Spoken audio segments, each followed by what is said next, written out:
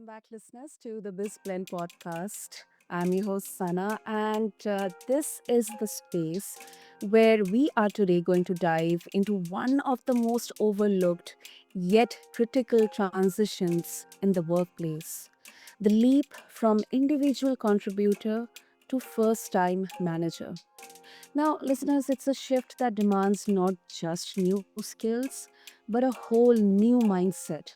And frankly, many are thrown in without a map. And listeners, joining us is someone who's journeyed from developer to transformation consultant, helping organizations and leaders untangle the human side of tech delivery with a sharp eye for systems thinking and also a heart for happy teams. He brings both the code and culture into focus. So grab your favorite cup of beverage or your code and let's explore what it really takes to set new managers up for success in today's fast moving business world. So, listeners, please welcome my guest, Simon Copsey. So, Simon, welcome to the show, and I'm really, really excited to have you here with us. Thank you for having me. And wow, that was an amazing introduction, Sana. Thank you very much. Thank you. Thank you, Simon, for your kind words. And let's begin first of all with identifying the current scenario, the status quo. So, what's the most common mistake, or maybe more than one, you see new managers make in their first 6 months? Ooh, that's a good question. So I'm still learning, but I think we can talk about symptoms and then we can talk about cause. And I'm still, I guess, diagnosing it. But like some of the symptoms that maybe, and I want you to contribute and tell me if this feels right. So maybe some of the things are burnouts, maybe conflicts, people finding that they're given advice that just doesn't feel right and they don't know what to do with it. People often not knowing whether they're doing the right thing. They try something out, and it may be months or years before they know whether they've done the right thing for their staff. And all of these, I think, have a common underpinning. But the most kind of notable comparison I have is as a new father to a 11-month-year-old now is very much the same. The symptoms feel thank you. The symptoms feel really similar. You feel tired. You don't know whether you're making the right decision in the moment. You're given ideas from other people, advice from your parents and from your friends that sometimes just doesn't feel right, and you don't know what to do with it. It feels exactly the same. But what comes up for you, Sana? What kind of things have you seen? I really love that connection, first of all, because for me as well, I'm through many conversations I've learned, and personally, I also feel there are so many parallels between parenting and leadership.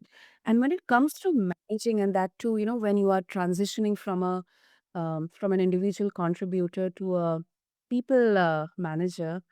Oh my gosh. I mean, especially for someone who has been kind of, known for delivering the results, being an individual contributor, I think the toughest part, and that too, the perception of it, like mindset wise, it really becomes a dilemma that should I focus on my performance or should I focus on how my team is perceiving my leadership style, how the team members are creating an idea about my way of working. It's kind of like, a lot of questions, when you start to interact with many people, and that too, you have to make sure that your team is able to perform. It's like, all eyes on you. So I think that kind of it really creates a lot of anxiety within the first time managers. Yeah, no, that really resonates, and I guess that you summarized it really well. What does performance now mean? Like before, performance, if you were a software developer, may have been, did I deliver my features Mm. and on time, and did they have the expected behavior? Whereas now you're a manager. How do you measure performance, and how do you ensure that you're comfortable with that? It's a complete shift. It is. It is a complete shift. So similar to, one day you are just an individual or someone in a relationship, and then suddenly you are now parenting a new life. You know, Yeah. you are like responsible for bringing that new life to the earth. And I mean, oh goodness, yeah, it's a lot of piles in there. And Yeah, is uh-huh, go ahead. sorry. I was just supporting what you said. Sorry. No. So what I also think is, you know, although we have so many resources and training and everything, in all the major organizations, before you become a people manager, you get to have training, leadership training, people manager training, and all. uh, but do you think, Simon, that all these training modules and exercises, books and everything, are they sufficient, or the on ground experiences, they are more relevant when it comes to navigating through the experiences in the first 6 months? Ooh, that's a good question. So I th this is gonna be a personal opinion, and I'm one person. I've not seen all the training material. I've not seen all the books. I guess the first thing to acknowledge is often people aren't even given that, which makes it even harder for their transition into a manager, to an impact multiplier. But if they do receive that, my gut feeling, and again, I'm just one person with a subjective view, is um, it feels more like an art, the way it's described. Whereas, so you're given like lists of things that are helpful, but they don't Mm, take into account the context you're in, and they don't seem to all join together in your head. They seem to be like a myriad of different behaviors that could be helpful in a myriad of situations, and it's not easy to hold on to that. So I think there's some things there that can help, but I think working out, if people do believe me, if people have had a similar experience themselves, that the training seems always blunt, a blunt force kind of tool, then the question is why? And my sentiment is that um, in order to understand why, we need to understand what the shift is that managers are going through, right? And parents. And it's not, I want to be really clear. That when I say parents are similar to management, it's not because we should treat our teams like kids, or our kids like staff. It is just because there's something in common between the two, I think, which is that when you're an individual contributor, you're directly in the situation. You're directly, doing something with the work. You're directly in this situation of producing something. Whereas when you're a manager and when you're a parent, you're one step back. And what that means is you can no longer directly experience or control the situation. But what that means is there's now a layer of ambiguity. You don't know what a helpful or unhelpful decision is because you're not in the situation, because you're not experiencing, you're not feeling what your staff are going through or your kid is going through. And also, you can't control your staff or your kids as much as you maybe wish you could. You maybe wish they were video game avatars, but they're not. And so because you're now one step removed, I think all the problems come from there. You no longer directly experience the problems, the things that are getting in the way of your staff, and you no longer are able to directly control them. And it becomes even more important to understand how, when you're one step removed from the situation, you can help. And I think that's the crux of it. But what comes up for you? no, I really love that perspective, Sam. Really love that. This is such a different perspective.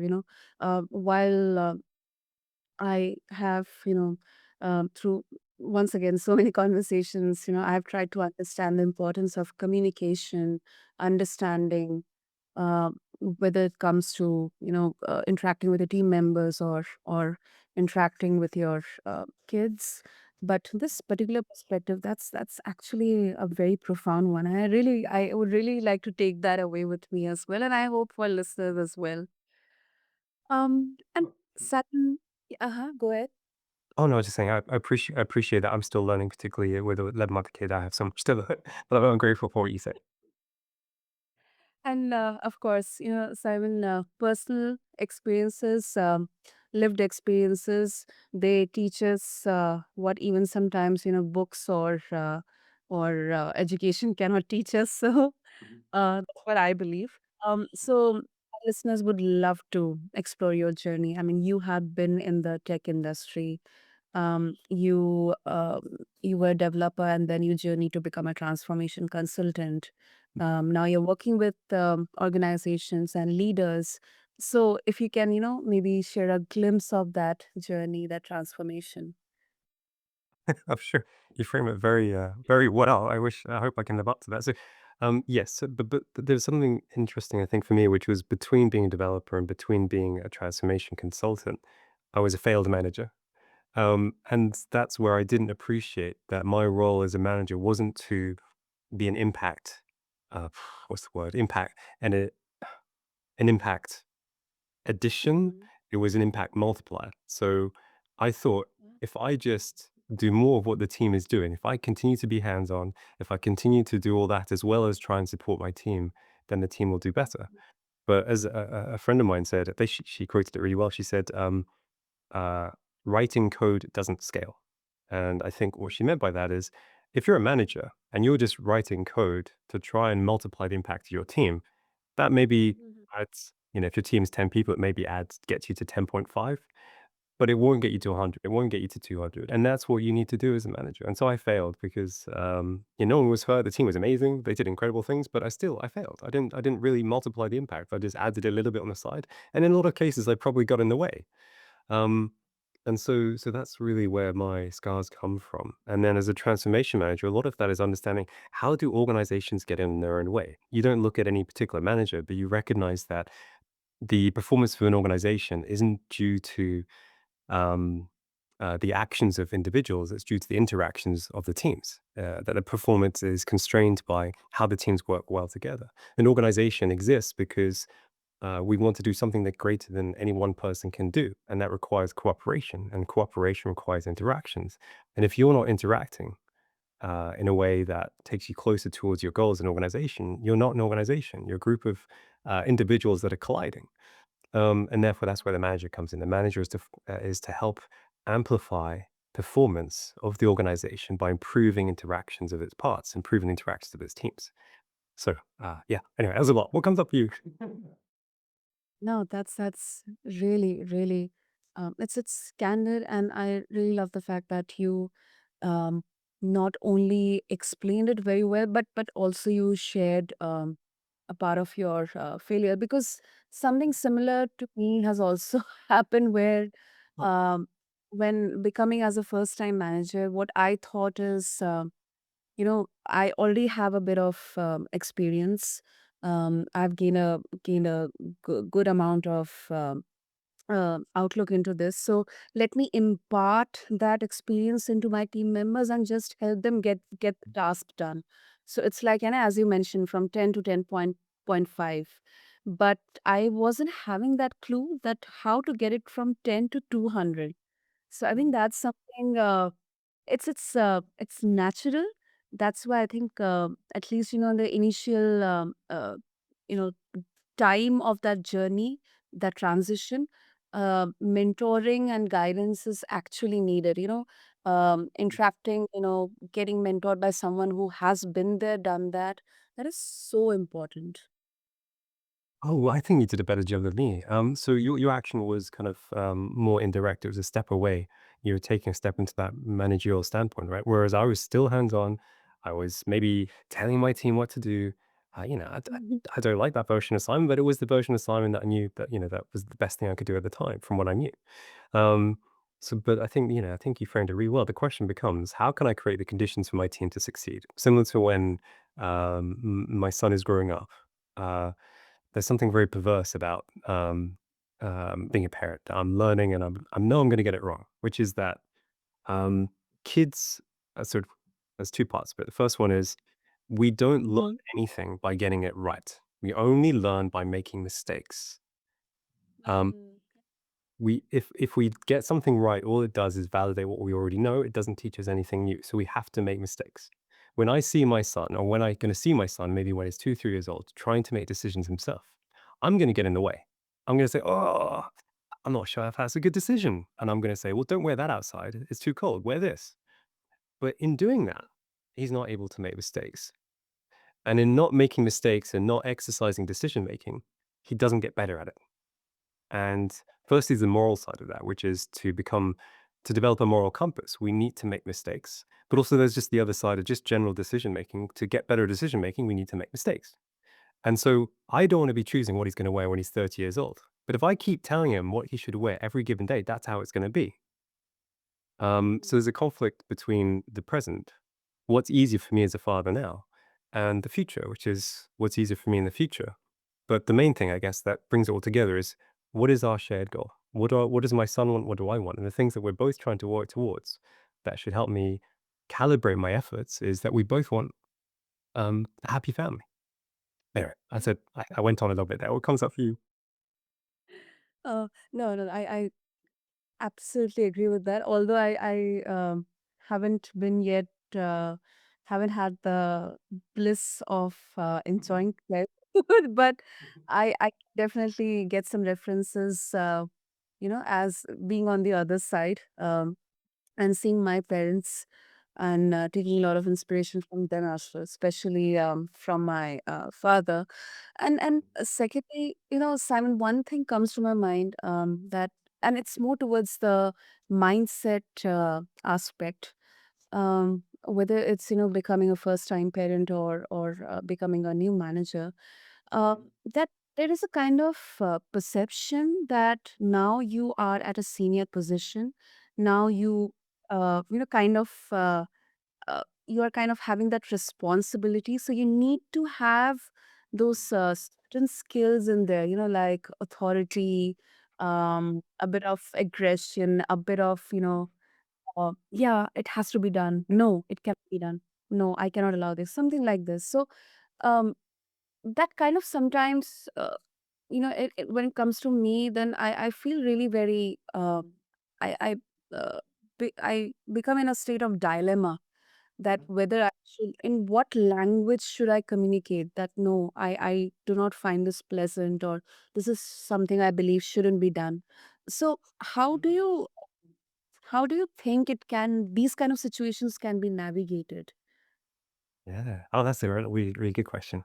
Again, just an opinion. But before I get to that, one thing I did, sorry, that came up for me, what you were saying a bit earlier, is the example I gave with parenting, right? Is the same that we need to apply to management. The way that, how can in order for my son to have a fulfilling life, a happy family, I need to help him um, become better at making decisions, to learn, to grow. To do that, I need to create conditions for that. And the quite big question becomes, what are the conditions I need to create?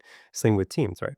Anyway, sorry. So to your point, that's a really good one. So I guess the assumption behind all that, maybe on the leadership mindset, maybe that's kind of, yeah, adding that pressure to that kind of situation. I've been in that too, and it's really uncomfortable. Is is maybe that uncertainty doesn't exist. That everything in this world is certain.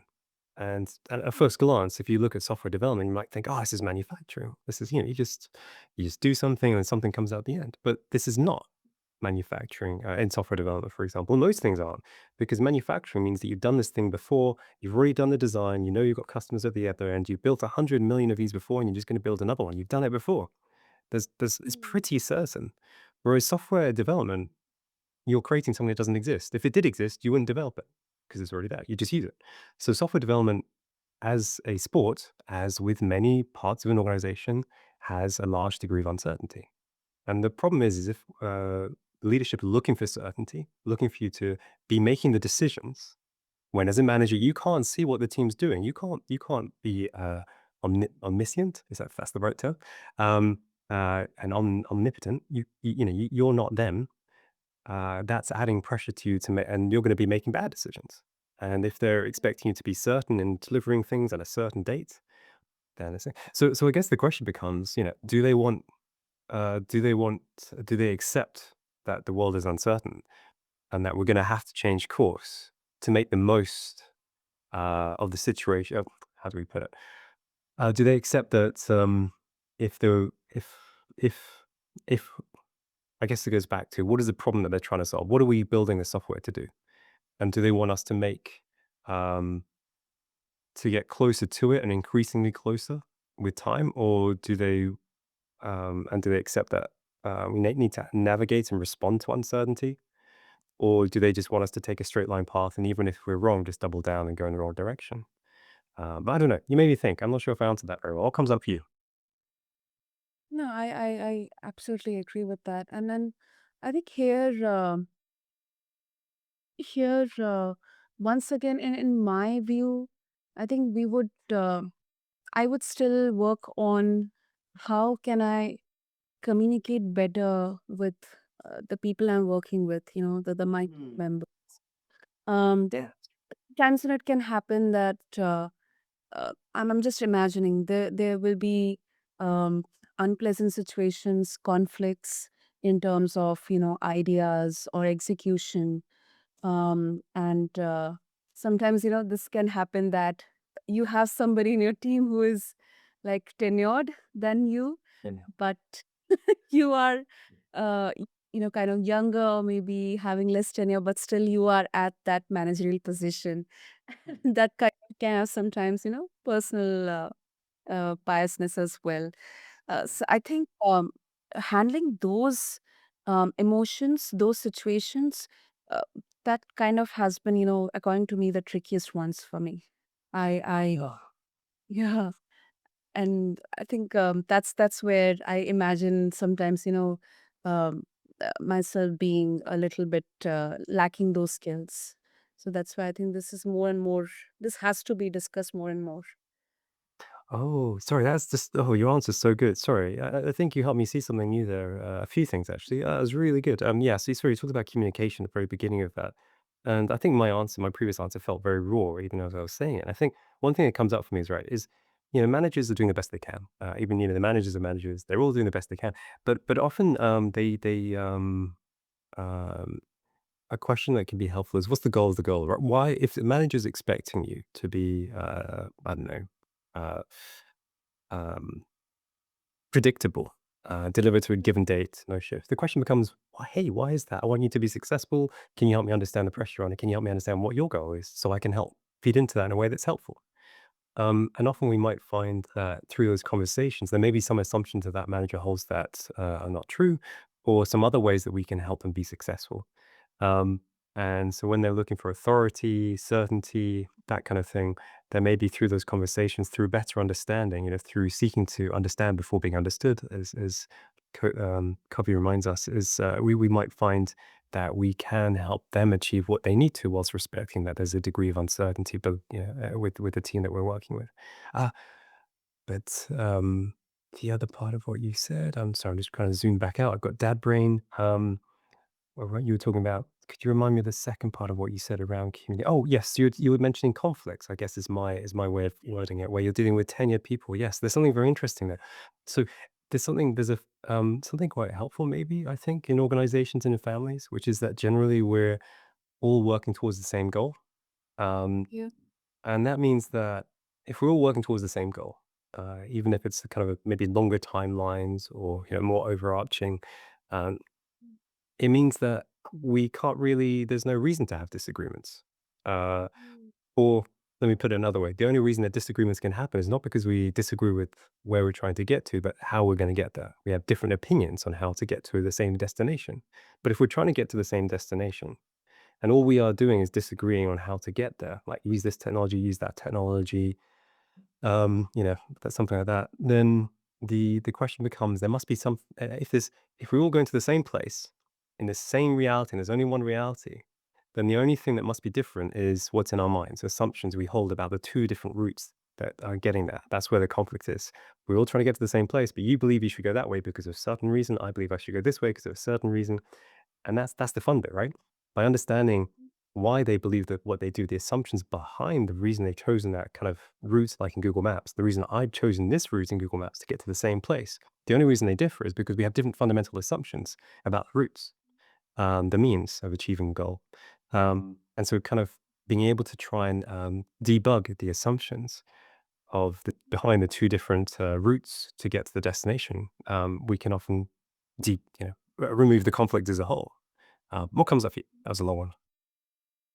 Yeah, I agree. I agree, and I think this also, especially for the manager, um, like needs a lot of patience, Mm, clarity, mm, um, and compassion as well. Um, Especially when you are trying to handle conflicts in there, trying to understand the root cause. It could be with you and a specific team member, or maybe within team members. And I think it also needs a lot of emotional strength, and that definitely. involves a lot of capacity to take everything. So I think that that is something which has to be cultivated. I mean, is that something which is kind of uh, you know uh, an innate skill within them, or can it be cultivated, through some frameworks or exercises, or role playing or something? Well, that's a good question. So I think there's two things there. Oh, that's a really good question. So I think the first thing is that's why management's a full-time role and why I failed because I was trying to do a bit of management on the side of coding. How can I do that when, as you say, this is just like, this is a lot of patience and just mental capacity to kind of unwind these conflicts. But unwinding these conflicts leads to better performance for the team, the individuals, and the organization. So yeah, it's so that's why I failed. Um, and so yeah, I guess there are. Are there any tools that can help? So the one that comes to me is there's recognizing that we have the same goal, that we're trying to get to the same place, and that we just have different opinions on how to get there because we have different assumptions about reality. And the reason we have different assumptions about reality is because reality is too complicated for our minds to understand. I think Lao Tzu said that we can't put reality into words. It's just too complex. We have a simplified version running in our heads, and it's always going to deviate away from reality.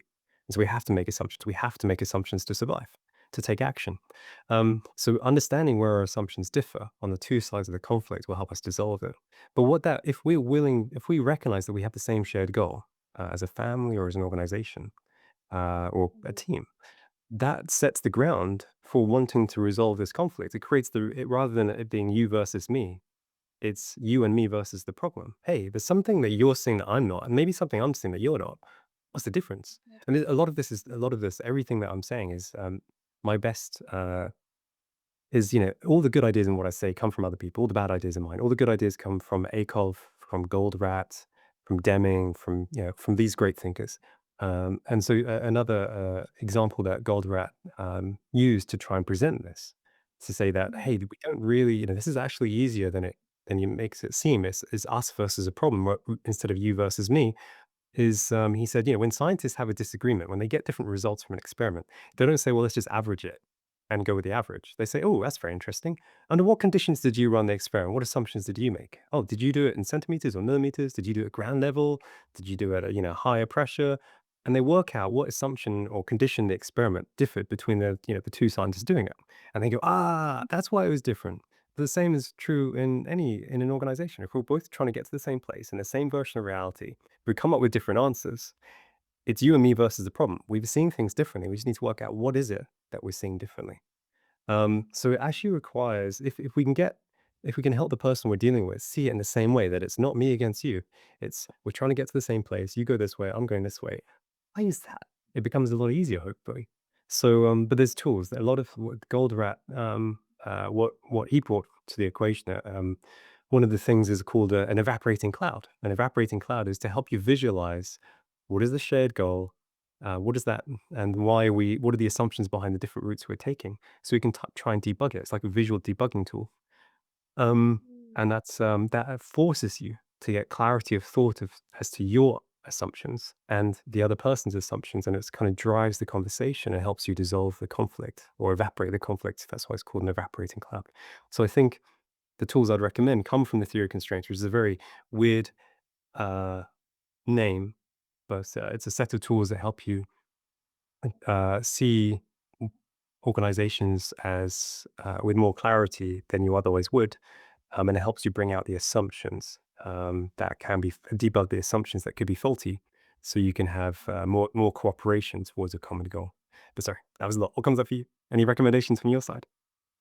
That's a great that's a really good answer, Simon. And I really loved the example that you quoted, and something that really is kind of I've made a mental note of it is it's not you versus me, it's you and me. We're just tackling the problem. So it's a shared goal. So it gives that that sense of collaboration with trust and commitment to that goal. So I think that's such a brilliant way of tackling this. I think it doesn't involve any kind of, passing on the blame or, kind of all the toxic stuff that we usually imagine about working in corporates or companies, big, large teams. I think that's something really interesting. And I actually, I wasn't aware of this because it was more from a point of proving myself capable, that yes, I'm capable of being in this position, and I'm coming from a place where I have a more meaningful perspective towards this problem. So I acknowledge what you are saying, but I don't think it's going to work. So it was more of a, a bit Yeah, yeah. an approach to it. But I really love what you said. And it's something I'm also learning. You know, uh, we are growing, we are interacting with people, even in this age of, virtual work from home and, remote managing. I think this is something that is definitely going to have that sense of collaboration and trust and clear communication within your teams. Yeah, no, absolutely. You put it so well, and yeah, I'm still learning as well. You know, what you say about trying to almost like I can't remember how you worded it so well. You know, you're trying to um, respect the other person's viewpoint, but disagree. That feels so familiar. That's how I started as a manager as well. I was like, I think I'm the qualified person here. Whereas, no, I'm not. I'm really not. I'm the least qualified. I'm further away from the problem than you are. But yeah, I don't know. So yeah, that feels very familiar. Very familiar. Yeah.